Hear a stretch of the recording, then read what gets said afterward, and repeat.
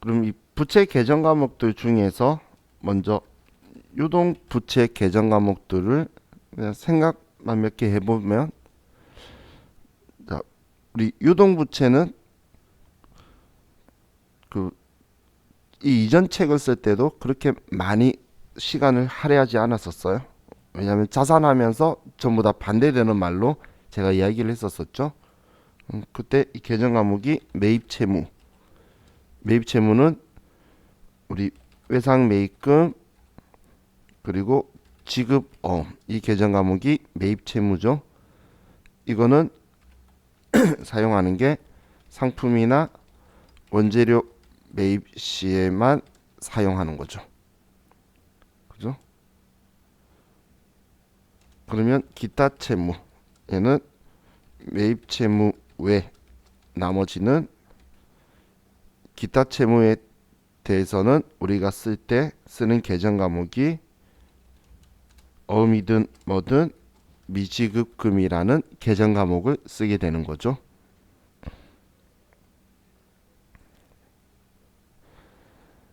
자, 그래서 외상매입금, 지급어음, 그리고 미지급금. 근데 이 미지급금이라는 계정 과목은 참 많이 써요.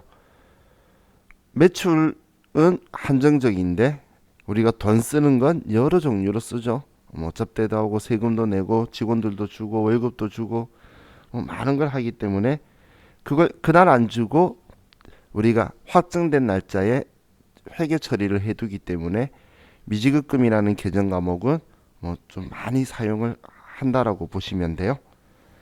자, 그럼 또 우리 부채 계정 과목 중에서 우리 전에 선수금 어제도 봤었죠. 선수금은 얘는 계약금이나 중도금 같은 금액을 우리가 미리 수령했을 때 쓰는 건데, 자, 얘도 우리는 거래처를 꼭 써야 되는 계정 과목이죠. 그죠? 그리고 가수금. 자, 가수금은 어림잡아 대략적으로 지급하다라고 말하는 가지급금을 하면서 반대되는 계정으로 한 건데, 우리 원인 불명의 돈이 우리한테 들어왔을 때 쓰는 거예요. 그럼 우리 기업에 돈이 들어온 게 좋은 건지 안 좋은 건지 원래 받아야 되는 건지 뭔지 모르겠죠. 그리고 내 거가 아직 불확실하기 때문에 얘는 부채인 거고, 이거는 우리 결산 시에 없애야 되기 때문에 미결산 항목이다라고 보시면 돼요.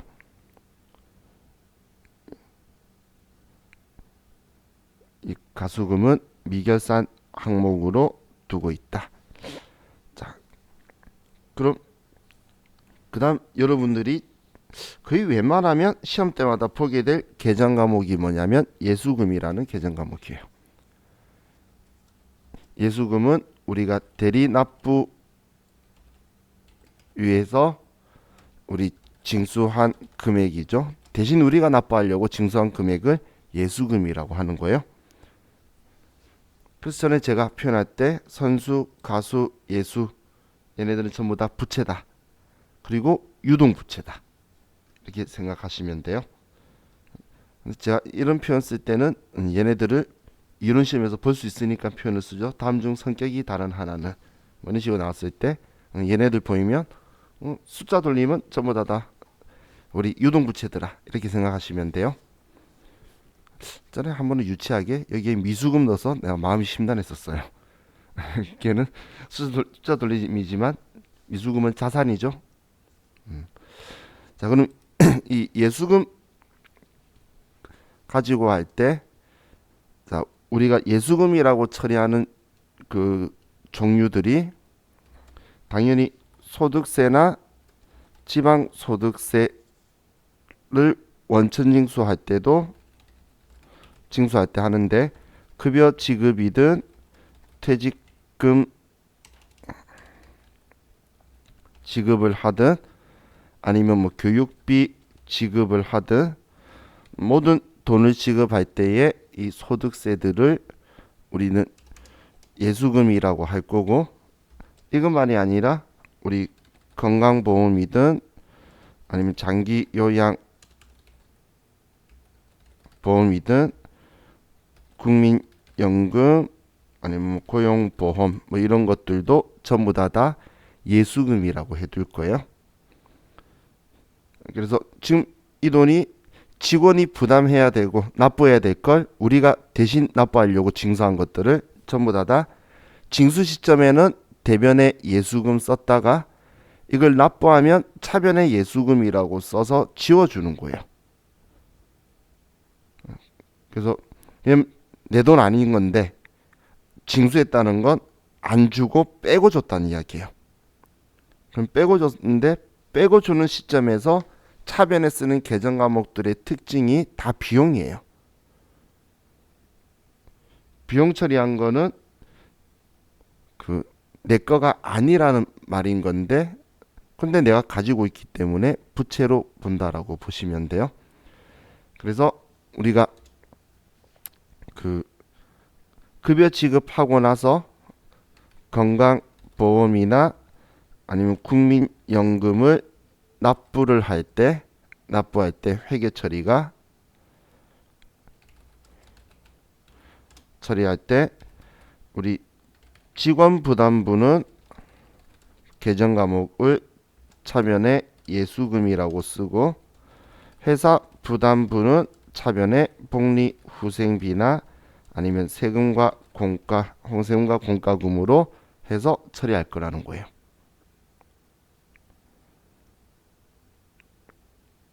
그렇죠?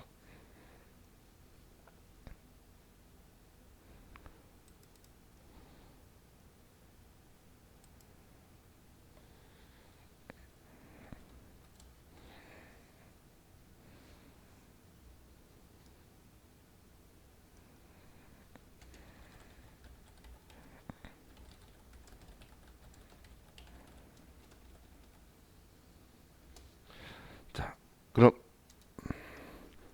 이거 분개 안 해도 되겠죠? 그죠?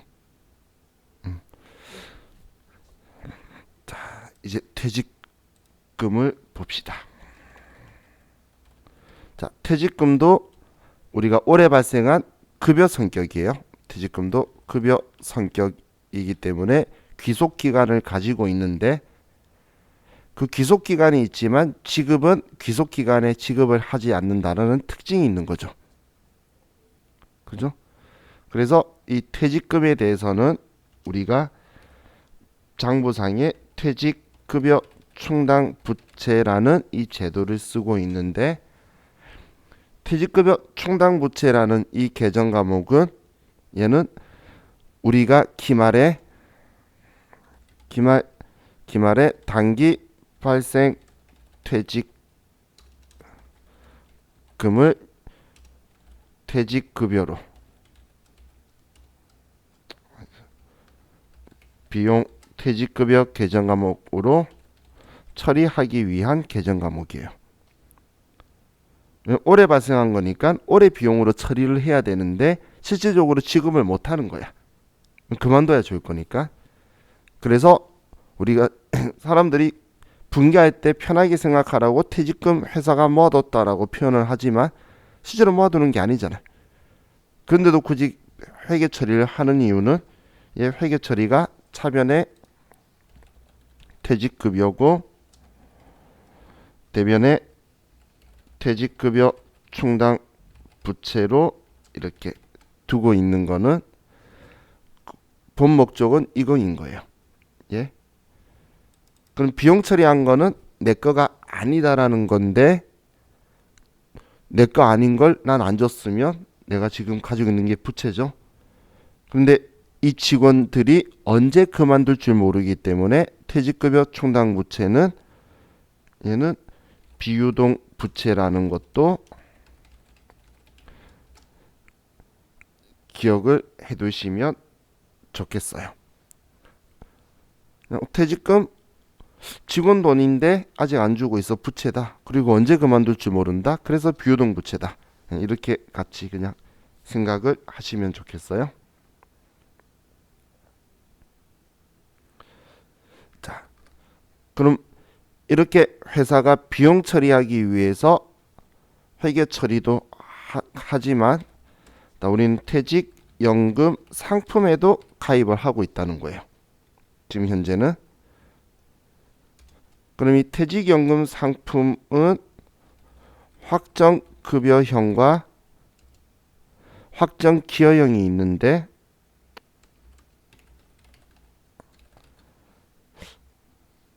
확정급여형을 DB형이라고 표현을 하고 얘를 DC형이라고 표현을 해요. 그럼 확정급여형은 운용주체가 종업원이고 죄송해요. 회사고, 확정기여형은 운용주체가 종업원이다라고 보시면 돼요. 그래서 회계 처리할 때에 계정 과목을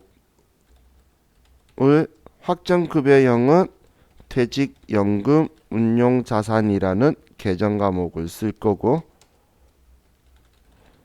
확정기여형은 퇴직급여라는 비용 계정 과목을 쓸 거라는 거예요. 그럼 얘는 비용이고 얘는 자산으로 처리할 수도 있고 부채의 차감 계정으로 쓸 수도 있고. 부채 차감 계정 위치가 어디죠? 부채 차감 계정 차변이죠. 부채 자리가 대변이니까 반대쪽이 차변이죠. 자산의 자리도 차변이니까 사용하는 건 똑같은 거예요. 대변에 돈 납부하고 차변에 쓰는 건데 또 비용의 자리도 차변인 거잖아요. 둘 다 연금 상품에 가입해서 납입액을 납부를 하는데 둘 다 근로자 퇴직급여 보장법에 의한 퇴직금 증가액이나 발생액이나 혹은 퇴직급여 추계액 두 개 중에 큰 금액을 쓰게 돼요. 근데 이것도 큰 금액에 한도를 두는 이유가 회사가 많이 미리 납부할 수 있다 그러면 세금 작게 내고 싶으면 미리 많이 내둘 거잖아. 자기 마음대로 조절하는 그런 행동은 또 인정을 안 하기 위해서 실제 발생한 직원들의 퇴직금을 계산하는 방식이 두 가지가 있어요. 근로자 퇴직급여 보장법에 의한 범수리적 판단하는 거하고 회사가 우리가 산출할 수 있는 퇴직금 추계액을 산출하는 방식이 있어요. 그래도 그 두 개 중에 큰 금액만큼 넣어두는 거는 인정을 해줄 거예요. 그럼 대변에 돈 납부하고 차변에 이 두 계정 과목 중에 하나를 쓸 거니까 제가 이 상품별로 확정급여형의 상품은 퇴직연금 운용자산이다. 확정기여형 상품의 계정 과목은 퇴직급여다. 최소한 이건 기억하자라고 했죠. 자, 여러분들 최근 올해 바뀐 규정 중에서 퇴직연금 이 상품을 변경할 수 있다라는 거, 이게 간소화됐다는 거 기사 보신 적 있나요? 그렇죠. 그런 기사는 저만 보죠. 그렇죠. 자, 혹시 오해할까봐 그 말씀드린 건데 이게 뭐냐면 그 퇴직연금 상품에 가입되어 있는데 다른 곳으로 옮기고 싶어. 그럼 옮기고 싶으면 과거에는 기존 곳에 가서 서류를 받아서 새로 신규로 하는 곳에 또 가지고 가서 넣어야 되는 불편함이 있었어요. 그런데 이제는 신규로 하는 곳에만 가면 알아서 거기에서 받아서 넘겨주는 이제 변경이 자유롭다라고 해서 기사가 뜨는데 그걸 보신 분이 있으면 오해할까봐 말했는데 보신 분이 없으신데 그 상품 변경된다는 게 얘 둘이가 변경된다는 말이 아니라는 거예요. 얘 상품도 금융회사들이 있겠죠. 뭐 삼성생명 거를 뭐 LG생명 거로 바꾼다든지 뭐 이런 형식을 이야기하는 거예요. 얘 둘이를 마음대로 넘나들면서 회사가 직원꼴로 했다가 학용기형했다가 학정급여했다가 이렇게 한다는 게 아니라는 거예요. 그래서 변경할 수 있다는 건 내 퇴직연금을 취급하는 회사를 변경할 수 있는 그런 거예요. 자, 그럼 자, 우리 확정기여형은 납부하는 것만 시험에 나올 수밖에 없겠죠. 그렇기 때문에 얘는 특별한 게 없어요. 그런데 확정급여형은 납부하는 방식도 두 가지가 발생할 수 있고 납부할 때 회계 처리도 그리고 퇴직금 지급할 때도 회계 처리가 두 가지가 발생할 수 있고 그리고 퇴직연금에 대한 운용 수익도 발생할 수 있다는 거예요. 그래서 그 이유는 얘가 운용 주체가 회사이기 때문에 우리 회사가 전부 다 얘를 관리하고 있다는 거예요. 그럼 자, 이 확정급여형 가지고 볼 건데, 자, 우리가 그 퇴직급여 충당부채 제도를 바로 앞에 썼는데, 퇴직급여 충당부채 설정할 때엔 차변에 퇴직급여, 대변에 퇴직급여 충당부채 얼마 얼마 이렇게 쓰죠.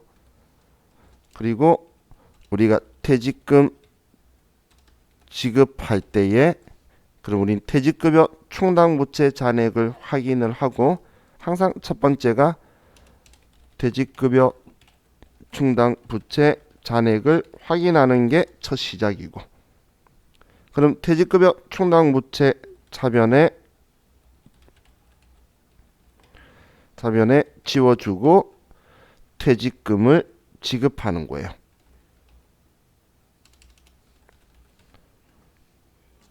그죠? 자, 그럼 이렇게 하는 거 하고, 자, 이번에는 퇴직연금 운용 확정 급여형 퇴직연금 상품에 우리가 납부를 하는 거예요. 납부하는데, 자, 얘가 자산으로 처리하는 경우를 보면 차변에 퇴직연금 운용자산이다라고 처리를 하고, 그리고 대변에 현금이다 이렇게 납부를 할 거예요. 그러면 우리가 직원이 퇴사를 하게 되면, 직원이 그만두게 되면 우리는 이제 보험회사에다가 연금회사에다가 퇴직 증명원을 보내주면 우리는 이제 이 퇴직연금 상품 이 직원에 대한 부분은 가입했던 걸 해약하게 되겠죠. 그럼 대변에 퇴직연금 운용자산이다 얼마 얼마, 그리고 이때 우리는 퇴직급여다라고 이렇게 회계 처리를 한다는 거예요. 지금 이 두 개의 차이를 보시면, 퇴직급여 충당부채 설정하는 거는 얘는 그냥 기말마다 설정하고 지급할 때는 이미 비용 처리했기 때문에 처리를 안 하는 거죠. 그죠? 그런데 확정급여형 상품돼 있을 때는 납부할 때는 비용 처리 안 하고 그만뒀을 때 얘 지우면서 그 금액만큼, 해약한 금액만큼 퇴직금 지급했다니까 얘가 비용 처리되는 거예요. 자, 여러분은 이게 좋을까요? 이게 좋을까요? 위에 거, 아래 거. 우리 기업들은 내년은 없어요. 내년에 뭔 일 있을 줄 알고 당장 올해를 위해서 살아가는 거예요. 심지어는 오늘만을 위해서 법인이 최선을 다해 살아가요. 그럼 세금은 내 기업이 법인이 죽으면 세금은 무한 책임 사원이 알아서 하겠지만 그냥 막말로 끝인 거야. 그럼 세금은 최대한 늦게 내는 게 우리는 득이라 그랬죠. 세금 늦게 내려면 비용을 최대한 빨리 처리하는 게 좋잖아. 얘는 납부할 때 비용 처리 못 하는데 얘는 납부할 때에, 납부가 아니고 그 기간에 처리를 하죠. 그래서 이런 경우에 얘 둘이를 섞어서 분개를 하는 거예요. 자, 이 두 개를 섞으면, 자, 얘가 퇴직연금을 납부하면서 플러스 퇴직급여 충당 부채도 설정을 같이 하는 거예요. 그럼 분개는 이 두 개 같은 금액인 거야. 자, 보시면 차변에 퇴직급여다 얼마 얼마 올해 설정하는 만큼, 대변에 퇴직급여 충당 부채다라고 얘를 늘려놓고, 그리고 또 이제 퇴직금 연금을 줘요.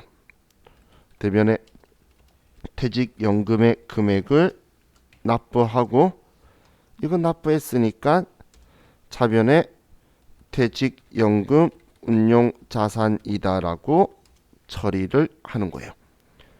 그럼 이 두 개를 다 하는 거야, 회계 처리를. 그럼 이 두 개를 다 했을 때에 이때 우리는 이 분계를 가지고 보면 자, 비용 처리했죠. 납부할 때 발생한 그의 비용 처리했어요. 근데 얘를 안 줬다고 해서 부채로 처리했는데 근데 난 지금 연금회사에다 돈 줬기 때문에 나한테 빚이라고 생기면 안 되겠죠. 지금 내가 아예 위에는 지금 이것만 설정할 때는 정말 아무데도 주는 게 없고 내가 가지고 있으니까 그러니까 이때는 부채라고 하는 게 맞는데 부채가 늘어나는 게 맞는데 지금은 연금회사에다 돈 줬는데 부채가 늘어나면 안 될 거잖아. 납부됐는데 그래서 그럼 우리는 얘도 설정해서 쓸 건데 지금 얘도 설정해서 쓰는 이유는 얘 처리하고 싶어서 쓸 건데 부채가 안 늘어나게 하는 방법이 이 퇴직급여 충당 부채의 차감 계정으로 얘를 달아버리는 거예요.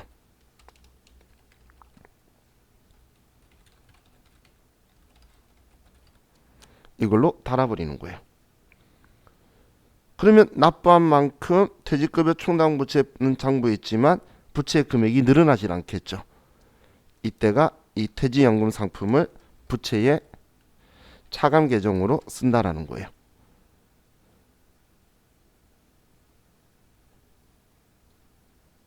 이걸 근데 퇴직연금 충당 부채로 쓰면 퇴직급여 충당금 전입액이라는 비용 계정 과목으로 참여를 쓸 거예요. 퇴직연금 충당 부채로서 우리 그 결산 자료 입력할 때 그 아래 보면 퇴직연금 충당 부채 있었죠. 퇴직급여 전입액 아래에 그거는 차변에 퇴직급여라는 비용 처리하는 게 아니고 그래도 비용 처리 나고 싶은데 퇴직급여 충당 부채 제도는 안 쓰면 퇴직연금 충당금 전입액이라는 개정 과목이 있어요. 그걸로 처리를 할 거예요. 자, 그럼 납부할 때 이렇게 하면 이제 직원이 퇴사를 하게 되면 그럼 우리는 직원 퇴사했을 때 했던 행동 두 개를 다 생각을 해보면 퇴직급여 충당 부채 가지고 보면 직원이 그만둔 만큼 퇴직급여 충당 부채를 줄여주죠. 그래서 차변에 퇴직급여 충당 부채를 퇴직금 주는 만큼 줄일 거예요. 근데 얘 지금 내가 줄 필요 있나요? 연금회사에 알려주면 연금회사가 줄 거고 나는 그 금액만 가입돼 있는 금액만 줄이면 되겠죠. 그래서 얘를 줄여줄 거예요. 그래서 퇴직연금 운용자산 금액을 이렇게 줄여줄 거라는 거예요.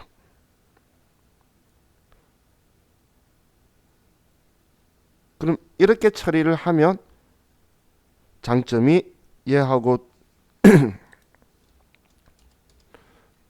두 개를 비교해서 봤을 때 둘 다 확정 급여형 상품에 가입했는데 얘는 납부할 때 비용 처리 안 되고 퇴직금 줄 때 비용 처리 하니까 아래처럼 하게 되면 납부할 때 비용 처리가 되고 회계상에서 그리고 지급할 때는 비용 처리를 안 하게 되겠죠. 그러면 사업자 입장에서는 이게 훨씬 더 용이하겠죠. 그죠? 그래서 아래처럼 분계를 해요. 그럼 여러분들은 뭘 생각해야 되냐면 이 분계를 알아야 돼요. 전에 말씀드렸는데 얘가 회계 1급에 나왔어요.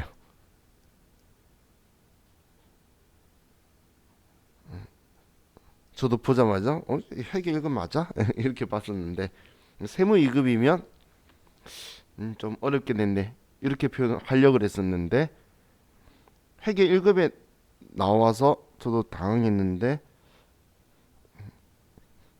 그 다음 제 생각은 그럼 이제 전부 다 알 수 있도록 제가 설명을 해드려야겠구나라고 바뀌어서 지금 설명하고 있는 거예요. 그래서 지금 이 상황일 때 그래서 여러분들이 퇴직연금 운용자산으로 우리 확정급여형 상품에 가입돼 있다 하더라도 직원이 그만두면 퇴직급여 충당 부채를 확인하는 거예요. 모지라면 차변에 퇴직급여 쓰는 거 똑같고 연금에 가입된 금액보다 더 줘야 되는 우리 회사 줘야 되는 게 있으면 대변에 돈 더 주면 되는 거예요. 그럼 양쪽은 다 똑같은 거기 때문에 두 분계가 합쳐졌다고 생각하시면 돼요. 두 분계가 있죠. 자, 그래서 자, 이게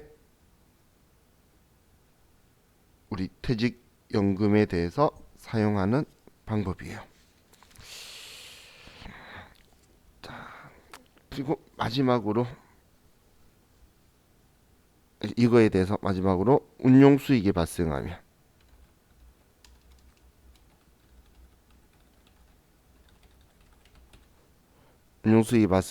얘는 확정 급여만 가능하겠죠.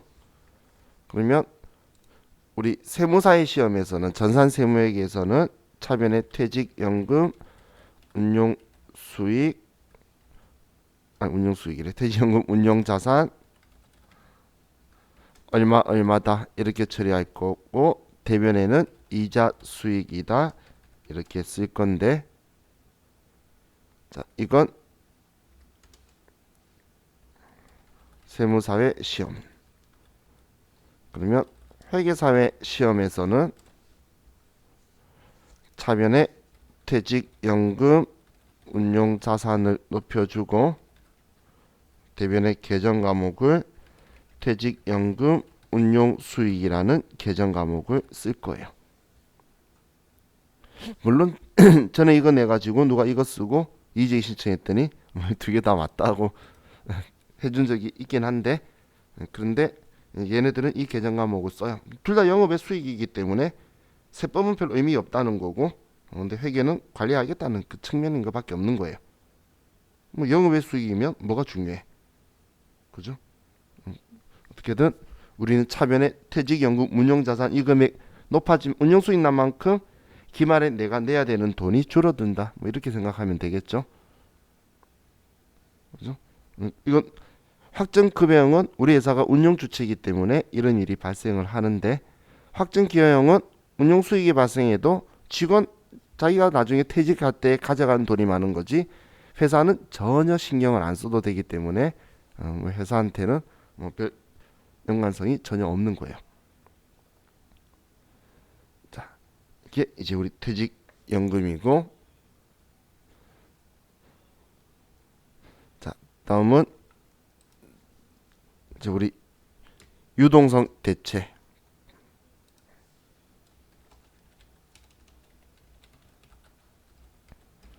자, 지금 부채 이야기하면서 유동성 대체한다는 건 장기 차입금의 유동성 대체라고 이야기하려고 하는 거겠죠.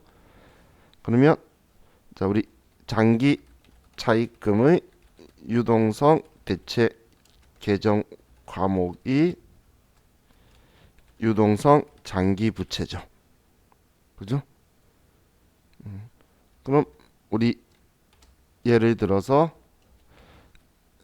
X1년도 2월 1일 날 우리가 100만 원을 A라는 거래처에서 2년간 차입을 해요. 그러면 X1년도 2월 1일 날 이날에는 내가 100만 원을 빌리면서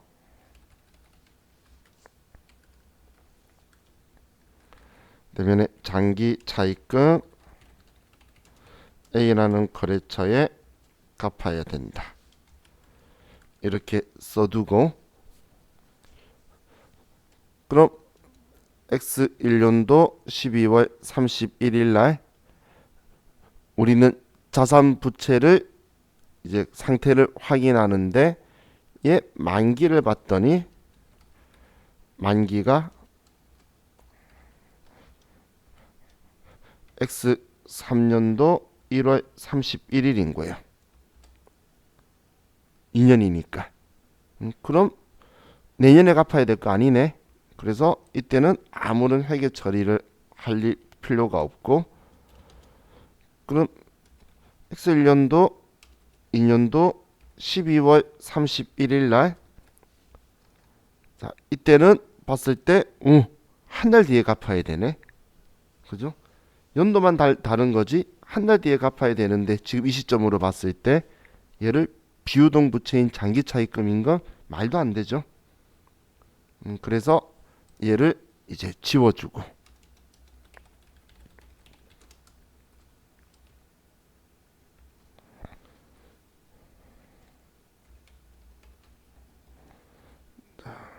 그리고 유동성 장기 부채다라고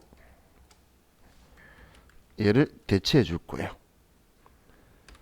자, 이렇게 유동성 대체를 했는데 X 3년도 2월 1일 날 이 차입금을 2년 상환 연장하는 거예요. 그러면 이때 또 우리가 만기를 생각해 보면 그럼 X 5년도 1월 31일이 되겠죠. 그죠? 그럼 내년 X 4년도에 상환할 게 아니네. 그럼 얘는 비유동 부채로 있어야 될 건데 내장부에는 지금 이걸로 만들어뒀죠. 그래서 얘를 다시 비유동 부채로 바꿀 거예요. 그럼 얘를 차변에 유동성 장기 부채 다시 지워주고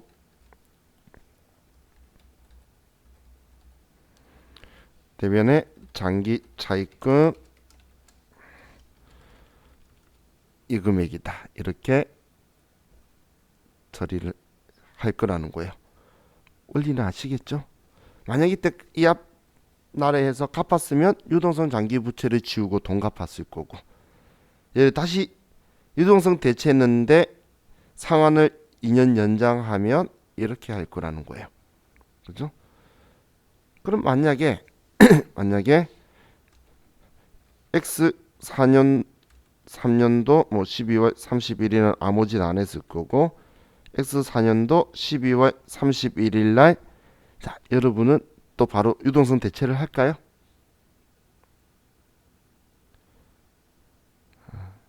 근데 저라면 다시 사장님한테 물어볼 거예요. 혹시 연장할 거냐고.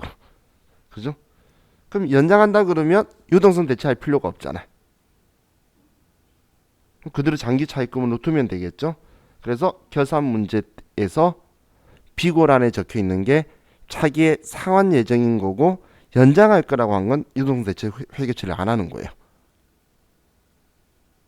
그래서 일시 상환 예정인 이렇게 적혀 있는 글자는 유동성 대체하는데 만기가 내년으로 적혀 있는데 얘를 몇 년 연장할 계획이라 적혀 있으면 할 필요가 없다는 거예요. 다시 2년 연장하면 그대로 비유동 부채를 있어야 될 거잖아요. 그죠? 그래서 연장 유무 비국한에서 꼭 확인을 하셔야 돼요. AT시험에서 꼭 적혀 있을 거예요.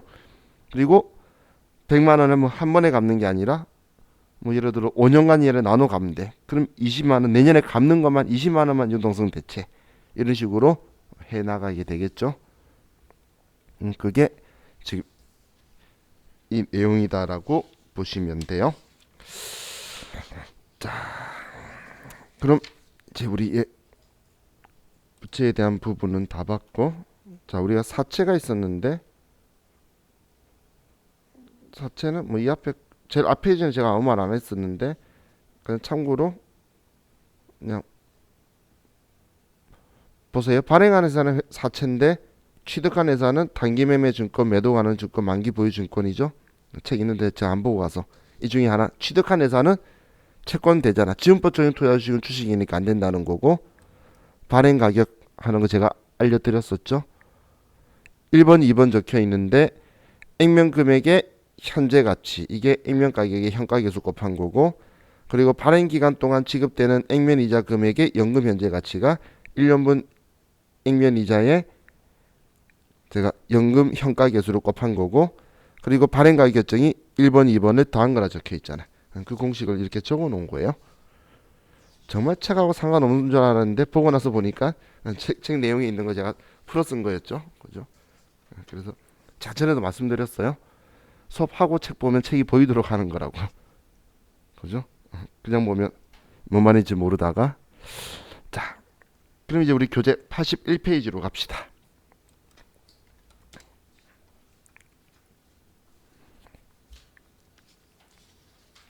자, 우리 뭐 이번 시간은 10분도 밖에 안 남았기 때문에 상식 부분을 좀 이야기하고 자, 우리 주식 회사라는 이야기를 우리 일상생활에 쉽게 하죠. 주식회사라는 건 정말 표현이 주식을 발행을 해서 인격체로 승인을 받은 곳을 우리가 주식회사라고 해요. 그럼 이 주식이 있다라는 건 이 주식은 주인이 있어요. 근데 그 주인이 많이 바뀌는 거예요. 그러면 그 사람들을 우리는 주주라고 하는데, 그럼 이 주식회사를 설립을 하는 방법은 두 가지가 있어요. 먼저 아래쪽 보면 발기 설립이 있고, 이 시험하고 상관없어요. 지원 씨 너무 열심히 공부하는 것 같아. 상법이에요, 상법. 얘는 우리 시험은 상법 차트 아니지, 그죠? 자, 발기 설립이 있고, 다음 페이지 보시면 모집 설립이 있는데, 발기 설립, 모집 설립이 뭐냐면 제가 여러분한테 자, 이러이러한 사업이 있는데 우리 한번 해보면 어쩔까요? 했더니 여러분들이 우리 같이 한번 해봅시다 라고 하는 거예요. 그래서 우리 같이 시작하면 우리를 뭐라고 하냐면 이 법인의 발기인이라고 말하는 거예요. 그럼 발기인 명부라는 걸 작성을 해요. 법인 설립할 때. 그렇게 해서 설립한 걸 발기 설립이고, 모집 설립은 뭐냐면 지금 우리 이런 사업을 할 거니까 투자하실 분들 와서 투자 청약 증거금 제시하세요라고 모집하는 거예요. 그런 게 모집 설립이에요. 제가 개인적으로 옛날엔 아주 안 좋은 마음을 가지고 있었던 곳이 포스코예요. 포항제철 있죠. 포항제철이 우리 국민의 세금 플러스 모집 설립을 했어요. 자, 그럼 여러분은 이렇게 생각해야 되는 거예요. 세금 받고 국민들한테 투자 받아가지고 차린 게 포스코야. 국민한테 얼마나 많이 잘해야 돼. 그래서 생각보다 나쁜 짓은 잘 안 하죠. 포스코가 나쁜 짓은 그렇게 많이 안 하잖아. 포스코에 나쁜 짓 한 놈은 있죠. 교도소가 있잖아. 그거는 그 사람이 한 거고. 누군지 아시죠? 그 쥐를 닮으신 그 아저씨 70대라고 그러던데. 그럼 젊어 보여. 아니, 그 정도로 보여요? 저는 나이보다 젊어 보이길래. 아무튼 포스코가 그런 모집 설립이니까, 모집 설립이면 자기 돈보다는 투자를 많이 받아서 했구나. 근데 발기 설립은 우리들끼리 돈 모아서 설립한 거예요. 그럼 느낌이 틀리죠? 근데 설립을 할 때 그럼 자본금 1억짜리 회사가 있다면 1억 있어야 설립할 수 있냐? 그건 아니라는 거예요. 이 설립을 하려 그러면 자, 우리 수권 자본 제도라고 적혀 있는데, 우리가 총 발행 주식 할 거라고 정하면 첫 페이지 그 81페이지예요. 그 주식의 25% 4분의 1만 있으면 우리는 법인을 설립을 하고, 사업 중에 필요로 하면 증자하고 감자하고 이렇게 수시로 하면서 법인을 설립할 수 있다는 거예요. 그래서 많은 사람들이 오해하는 게 1억짜리 법인 하려고 그러면 1억이 있어야 된다라고 생각해서 그걸 악용해가지고 사무실에서도 과거에 1억을 빌려주고 그랬었어요. 이게 빌려줘가지고 이자 받는 행동을 좀 하는데, 우리들끼리는 다들 그런 분들은 좀 양스럽다는 표현을 많이 썼어요. 뭐 사실 꼭 그 정도 있을 필요 없거든. 그죠? 근데 이 주식을 당연히 주식을 발행해야 되는데, 주식회사 설립의 전제 조건은 일단 최소 한 주는 발행하는 거예요. 최소 한 주는 발행해야 되는데, 근데 이 발행 주식 금액도 한 주당 최소 금액이 100원이에요. 채권은 최소 금액이 10,000원인데 주식은 100원이에요. 옛날에 200원이었다가 100원으로 줄였어요. 그래서 여러분들이 나중에 여러분 회사에 갔는데, 우리 회사 그 정관을 보니까, 정관에 보면 우리 발행 주식수하고 막 적혀 있어요. 그랬더니 우리 회사 발행 주식수가 100만 준 거야. 우와, 우리 회사 규모 크다 봤는데 한 주당 100원이야. 그럼 1억이에요. 주식수만 100만 준 거예요. 그런 회사 허다해요. 왜냐면 나중에 무슨 일이 있을지 모르는데, 주식을 한 주당 액면 금액을 정하면 이걸 분할하려고 그러면 엄청 힘들어요. 이 정도는 돼야 돼, 이재용이. 그 정도는 돼야 우리 제일 모직하고 그 합병하려고 분할시켜서 욕 들어먹는 그 정도의 깡이 아니면 주식 분할 못해요. 그렇기 때문에 우리 주식은 최소 100원이면 그냥 주식 수를 늘리면 될 건데, 이걸 쪼개고 할 수 없는 최소라는 게 일반 제처럼 이런 작은 법인들한테는 훨씬 더 유리하겠죠. 그래서 자, 이 주식은 법인 설립은 이런 형식으로 한다는 거예요. 그래서 여러분들 상식으로 이야기하라고 뭐냐 생각하시라고 말씀드린 거지 실제로 우리 시험에 나오는 내용이 아니에요. 이건 우리 그 회사법에 보면 상법의 회사법에 보면 얘네들이 적혀 있어요. 적혀 있고 근데 그 주식 회사하고 유한 회사하고의 차이가 있어요. 우리 그 회사 이름 보면 앞에 사자가 있고 유자가 있고 제자가 있고 주자가 있죠. 그럼 우리 사자는 뭐 사단법인이고 제자는 재단법인이고 정말 돈으로 출연한 법인이에요. 그래서 돈 많아요 재단법인들은. 그리고 그 유한회사 있죠. 유자는 유한회사고 합자는 뭐 한명회사인데 자 주식회사하고 유한회사 이 두 개를 좀 비교해드리면 일반적으로 주자 적혀있는 주식회사는 그걸 대표하는 대표이사가 무한책임사원이에요.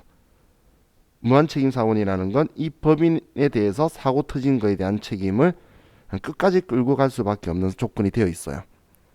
이게 우리 주식회사예요. 그런데 유한회사는 자기가 투자한 돈 범위 안에서만 책임을 지지 더 이상의 책임은 질 필요가 없는 거예요. 그게 유한회사예요. 대한민국에 유한회사를 많이 쓰고 있는 곳이 그래서 정부 지원금 많이 받아서 돌리는 택시회사들 보면 유한회사가 많아요. 근데 그런 유한회사들이 몇 개 합치면 이제 한 명의 회사를 만들 수 있는 건데 근데 또 다른 비교를 해드릴게요. 삼성전자 사고 쳤어요. 이재용이 끝까지 물고 늘어지겠죠. 걔도 알고 있기 때문에 주식회사예요. 삼성전자는. 애플 사고 쳤어요. 우리나라에. 걔는 투자한 돈 버리고 뜰 생각이겠죠. 그래서 애플은 유한회사인 거예요. 이건 모든 설립 형태의 자기들의 마인드가 다 정립이 되어 있다라고 보시면 돼요. 그래서 근데 방금 제가 말한 이 회사들도 전부 다 유한회사든 뭐든 주식을 발행하고 주식을 가지고 있는 거예요. 그런 형식이다라고 보시면 돼요. 애플은 미국의 법인이지만 우리나라에 또 법인을 한국 법인을 차릴 때 유한회사였다는 거예요. 그럼 한국 법인은 뭐 버릴 수도 있겠죠. 장사 안 되면 버려야 될 거잖아요. 그럼 버렸을 때 뭐 AS라든지 뭐 다른 거라든지 기존 약관을 자기들이 책임질 생각이 없다라는 거예요. 그게 그거다라고 보시면 돼요. 자, 우리 이번 시간 여기까지만 하고 우리 좀 쉬었다가 합시다.